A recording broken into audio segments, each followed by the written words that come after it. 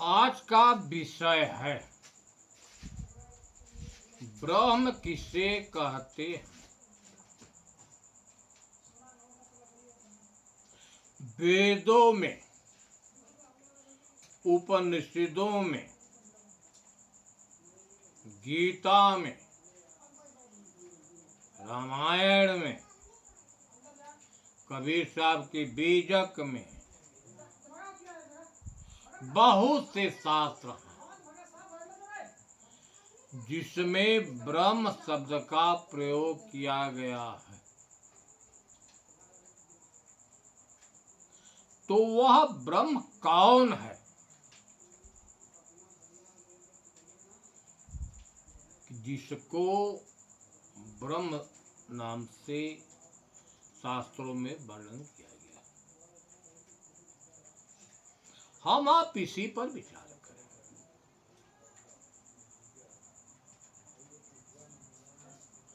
आप देख रहे हैं इस जगत में सभी लोगों ने अपना अपना विचार रखा है।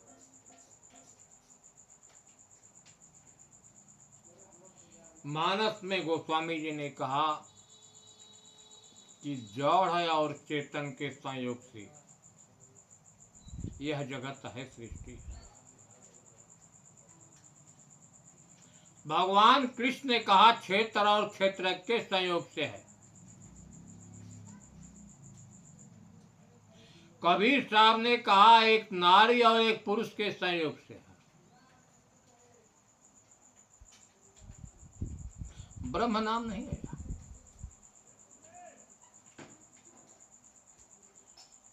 चेतन कहा, पुरुष कहा, क्षेत्र कहा, लेकिन ब्रह्म नाम अनादि से है। ब्रह्म क्यों कहा गया है? जो सत्ता सर्वव्यापक है और सब में है, व्याप्त और व्यापक होने के कारण उसी सत्ता को लोगों ने ब्रह्म नाम से कहा है। व्याप और व्यापक।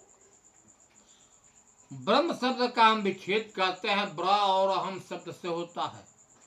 ब्र का मतलब है व्यापकता, अहम माने मैं। जो व्यापक सत्ता है वही हर घट में है, इसलिए उस परम तत्व को ब्रह्म नाम से कहा गया है। तैत्तरीय उपनिषद यजुर्वेद का मंत्र है, सत्यम ज्ञान अनंतम ब्रह्म। जिस महापुरुष ने तैत्तरीय उपनिषद लिखा है, यह भाग है तैत्तरीय उपनिषद यजुर्वेद का। उस महापुरुष ने अपना विचार व्यक्त किया है, कहा सत्यम ज्ञान अनंतम ब्रह्म। वह ब्रह्म सत्य है, ज्ञान स्वरूप है और अनंत है। यह उसके लक्षण है। सवाल उठता है कि सत्य किसे कहते हैं। हम यहाँ सत्य और असत्य की भी चर्चा होती है। एक सत्य है और एक असत्य। तो सत्य क्या है? भगवान कृष्ण ने गीता में बताया, ना भावो विद्यते सतः। जिसका कभी भी अभाव न हो वही सत्य है। जिसमें परिवर्तन न हो वही सत्य है। अब विचारणी बात है कि वास्तविकता में वह सत्य कहाँ है। अगर ब्रह्म सत्य है तो ब्रह्म सर्वव्यापक है और सबके भीतर है। अगर सबके भीतर है तो सत्य कैसे माना जाए? वह कौन है कि जिसको हम सत्य माने? आप देखें, यह शरीर जो है 5 तत्वों से निर्मित है। वायु, अग्नि, जल और पृथ्वी और आकाश 4 तत्वों से निर्मित, और जो खाली स्थान है वह आकाश। यह है घर, और इसमें रहने वाला जो है, कोई लोग ब्रह्म नाम से कहते हैं, कोई राम नाम से, कोई हरि नाम से, कोई जीव नाम से, कोई सत्पुरुष नाम से, कोई आदि पुरुष नाम से, कहीं कोई लोग टकसार नाम से। एक ही सत्ता के अनेक नाम हैं। इस जगत में एक सृष्टि रचना करने वाला है और दूसरी है सृष्टि की सामग्री रचना। यह 5 तत्व जो है, आकाश, वायु, अग्नि, जल, यह सृष्टि रचना की सामग्री है। और इस सृष्टि को रचने वाला है तो एक चेतन, चाहे उसी को आत्मा कह ले चाहे ब्रह्म।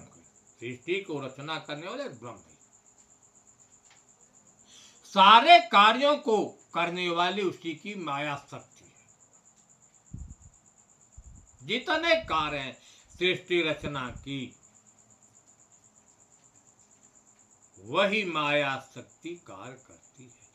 लेकिन माया शक्ति के पास स्वयं की सत्ता नहीं है। वह उसी ब्रह्म की सत्ता से ही चैतन होता है। उसी ब्रह्म की चेतना से वह चैतन होता है। क्रिया शक्ति उसके अंदर ब्रह्म की है, ज्ञान शक्ति ब्रह्म की है, उसकी स्वयं की नहीं। यह जड़ चेतन का संयोग। अंतःकरण जो है जड़ है, लेकिन चेतन की सत्ता से अनवरत कार्य करता है, चेतनता होती है। आप देख रहे हैं यह शरीर है घर, 5 तत्वों से बनी। इसमें रहने वाला चेतन है, आत्मा, ब्रह्म, कुछ भी कह ले। इस शरीर का निर्माण रज और वीर से होता है।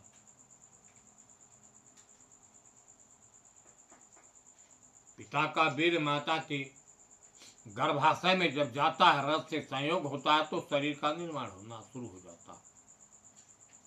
आप देख रहे हैं यह शरीर परिवर्तनशील है, एक रस रहने वाली नहीं है। पहले रज और वीर के रूप में, फिर बुल्ले के रूप में हुआ। अब धीरे धीरे अंग बनने लगे। 9 महीने में अंग पूरा हो गया, फिर भी उसमें चेतन है, चेतन का भाव नहीं है। जब मां के गर्भ से बाहर शरीर हुआ तो बहुत शिशु छोटा था। अब धीरे धीरे शरीर में परिवर्तन होना शुरू हो गया। एक ऐसी स्थिति आती है कि यह शरीर अपने 5 तत्वों में विलीन हो जाता। लेकिन इसमें रहने वाला चेतन जब शरीर खराब हो जाता है, इसमें रहने वाला ब्रह्म तो शरीर से निकलकर बाहर हो जाता। आप देख रहे हैं प्रकृति का कभी भाव हुआ, कभी अभाव हुआ, लेकिन इस शरीर में रहने वाला जो चेतन है, ब्रह्म है, उसका कभी अभाव नहीं हुआ। अनादिकाल से इसी ब्रह्मांड में है, खाली स्थान आकाश में। घर मिला तो चला जाता है, घर में रहता है। जब घर खराब हो गया तो फिर घर से निकलकर फिर इसी ब्रह्मांड में चला जाता है। अनादिकाल से यही क्रिया है। आप देखें, यही एक तत्व जो है सत्य है, चेतन, चाहे आत्मा, चाहे जीव, चाहे ब्रह्म। प्रकृति परिवर्तनशील है। एक रस रहने वाला अगर है तो यही एक ब्रह्म, चाहे आत्मा, चाहे जो कुछ भी कहा जाए, तो वह एक ब्रह्म सत्य है। सत्यम ज्ञान, ज्ञान शब्द है जानना। इस शरीर में रहकर वह ब्रह्म क्या करता है कि अंतःकरण में जितनी क्रियाएं होती है, मन, चित्त, बुद्धि, अहंकार के अंदर जितने संकल्प विकल्प उठते हैं, विलीन होते हैं, जो भाव बनते हैं, वह सबको जानने वाला है, सबका साक्षी। इसलिए वह ज्ञान स्वरूप है, उसका स्वरूप ही ज्ञान। ज्ञान स्वरूपी आत्म साक्षी रूप से सोई, सबका जानने वाला वही एक चेतन आत्मा ब्रह्म है, और वह अनंत है। अनंत का मतलब वह होता है कि जिसका अंत न हो। यह सृष्टि के पहले था और अनाज तक रहता, इसका कहीं रिकॉर्ड नहीं। भगवान कृष्ण ने कहा कि पुरुष प्रकृति बीजनादि उभावपि विकारांश गुणांश व प्रकृति विधि संभव। पुरुष और प्रकृति दोनों अनादि हैं, अनंत है। इसमें रहने वाला ब्रह्म जो है वह अनंत है। उसकी संख्या भी जितने घट हैं सब में वही प्रदर्शित होता है। जैसे एक चंद्रमा है, जितने घड़े में है सब में वह उसका प्रतिबिंब पड़ता है। उसी प्रकार एक ही ब्रह्म सर्वव्यापक होते हुए सब घट में है। दूसरी सर प्रमाण देखिए, यह तैतरी उपनिषद का था। ब्रह्म सत्यम जगत मिथ्या जीव ब्रह्म केवलम। ब्रह्म ही सत्य है, सारा जगत जो है मिथ्या है, जीव ही ब्रह्म, कोई दूसरा ब्रह्म नहीं। मानस का लेख है कि व्यापक एक ब्रह्म अविनाशी। एक अविनाशी ब्रह्म ही सर्वव्यापक है, दूसरा नहीं। सत, उसी को सत कहा गया है।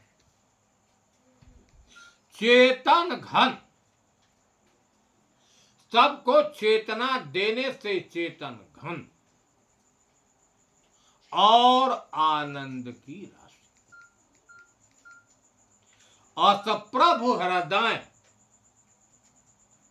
ऐसा प्रभु सबके हृदय में है, अक्षत, जिसका कभी नाश न हो, अविकारी, विकारों से रहित है। विकार हमारे यहाँ छठ है, काम है, क्रोध है, लोभ है, मोह है, मद और मत्सर, यह विकार है। इन विकारों से रहित वह ब्रह्म।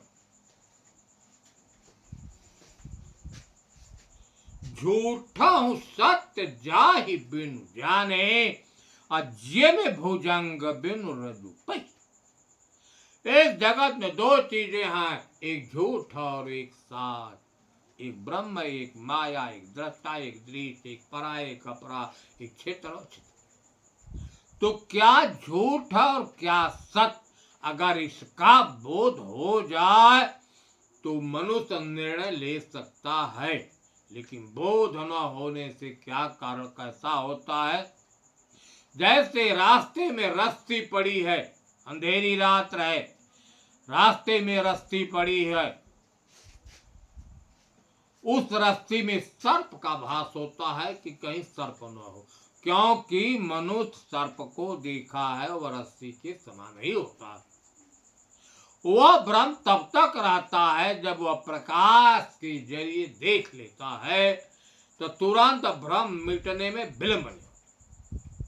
उसी प्रकार आदमी ज्ञान की दृष्टि से, ज्ञान रूपी प्रकाश से देखता है कि यह सारा संसार मिथ्या है, सब नाशवान है, आपके साथ कोई जाने वाला नहीं, परिवर्तनशील है। अगर सत्य है तो एक ब्रह्म, उसी को कहीं राम, कहीं चेतन, कहीं दृष्टा, कहीं पारक, अनेक नामों से लोगों ने कहा। मानस का प्रकरण है कि ब्रह्म जो व्यापक लक्षण बता रहे हैं, बेरजयज अकलयनीय वेद, यह बने कहे कि वह ब्रह्म जो है व्यापक है, एक देशी नहीं है, सर्वव्यापक है। क्योंकि एक देशी सब में नहीं होता, जो सर्वव्यापक है वही सब में हो सकता है। जैसे हवा सर्वव्यापक है तो सब में है, उसी प्रकार ब्रह्म जो है सर्वव्यापक है। इसी तरह ब्रह्म जो व्यापक बीरजयज, रज बीर का संबंध तो प्रकृति से उस ब्रह्म, अकल अनीहय भेद, उसमें कोई भेद नहीं है, सब घट में एक ही ब्रह्म है। ब्रह्म के लक्षण जो एक शरीर में होते हैं सब में वही है। अंतर आता है अंतःकरण, मन तल पर बुद्धि चित्त के अंदर हर लोगों में अंतर मिलता है, क्रियाकलापों में अंतर मिलता है, लेकिन चेतन में कोई अंतर नहीं। आप देख रहे, जो क्षेत्रज्ञ है, क्षेत्र को जानने वाला वही ब्रह्म है, क्षेत्रज्ञ को ही ब्रह्म कहा गया। जो सब में रमा है, सर्वत्र रमा है, रमने के वजह से राम कहा गया है, वही ब्रह्म है। उसी को आत्म शब्द से प्रयोग किया गया है, परमात्म शब्द से प्रयोग किया है।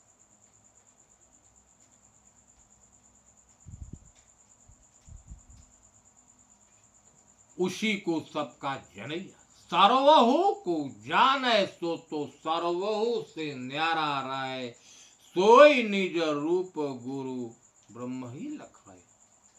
ब्रह्म ही अपना रूप है, आत्म वही है, परमात्मा वही है, जो कुछ वही। एक ही सत्ता के अनेक नाम हैं, आप ब्रह्म में न, क्योंकि अनेक ऋषि महर्षि हुए।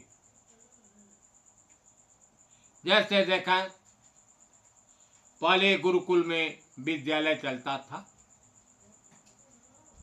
एक गुरु अपने शिष्यों को कहता था कि अरे बेटा, एक ब्रह्म ही सर्वव्यापक है, एक ब्रह्म है जो सर्वव्यापक है और सबके अंदर है।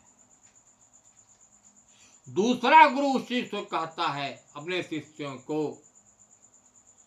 कि है बेटा, एक राम जो सर्वत्र रमा है और सब में रमा है, जो राम है सर्वव्यापक है और हर घट वह राम। तीसरा कहता है अपने शिष्यों से कि एक ब्रह्म है जो सर्वव्यापक है और सब में है। आपने देखा, एक ही सत्ता है, सत्ता एक ही है, उसी को कोई ब्रह्म कहता है, कोई हरि कहता है, कोई राम कहता है। एक ही सत्ता को अनेक लोगों ने अनेक नामों से कहा। हम आप ब्रह्म में न ब्रह्म, उसी ब्रह्म को कहीं आत्मा, कहीं राम, कहीं हरि, कहीं चेतन, कहीं दृष्टा, कहीं पारक। अनेक नामों से। गीता का एक प्रकरण है। अर्जुन ने पूछा भगवान कृष्ण की ब्रह्म क्या है?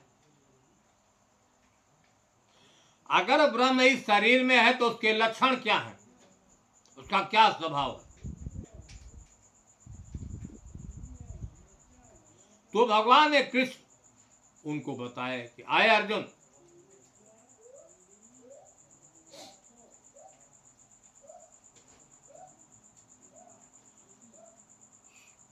कि जो ब्रह्म है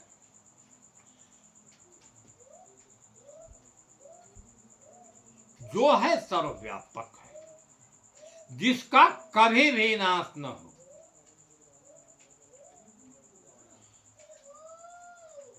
वही ब्रह्म है। जो सर्वव्यापक है और इस घट में है, जिसका कभी अभाव न, वही ब्रह्म है। तो उस ब्रह्म का स्वभाव क्या है? क्या उस ब्रह्म का स्वभाव जो है अध्यात्म नाम से जाना जाता है। अक्षरम ब्रह्म परमम, जिसका कभी भी नाश न हो, वही ब्रह्म है। अक्षरम ब्रह्म परमम, जिसका कभी भी नाश न हो, वही ब्रह्म है। स्वभाव अध्यात्म मुचते, उसका स्वभाव जो है अध्यात्म मुचते। तो ब्रह्म का स्वभाव क्या है? अध्यात्म। हम अध्यात्म पर विचार करते हैं तो अध्यात्म शब्द का खंडन करते हैं तो अध्य और आत्म दो भागों में विभाजित हो जाता है। अध्य का मतलब होता है सबका अध्ययन करने वाला, जानने वाला, देखने वाला, सबका साक्षी। और आत्म का मतलब जिसमें तम न हो, अर्थात जो सबको प्रकाशित करने वाला है। इस शरीर में रहकर जो अंतःकरण और शरीर को प्रकाशित करता है, और अंतःकरण और शरीर में जो कुछ क्रिया भाव उत्पन्न होती है, उसको देखने वाला, जानने वाला ब्रह्म है। जागृत रूपी आत्म, वही ब्रह्म हमेशा जागृत रूप में साक्षी रूप से सोई, वही ब्रह्म साक्षी है। सर्व प्रकाशक, सबको प्रकाशित करने वाला है। सदा लेपा, इस शरीर में रहते हुए भी शरीर से अलग। बुझ कबीर कह कोई कोई कोई बोल। आपने देखा कि जिसका कभी अभाव न हो, वही ब्रह्म है। और इस शरीर में जो सबको देखने वाला, सबका दृष्टा, सबको प्रकाशित करने वाला, यही ब्रह्म का लक्षण है। साहेब बंदगी।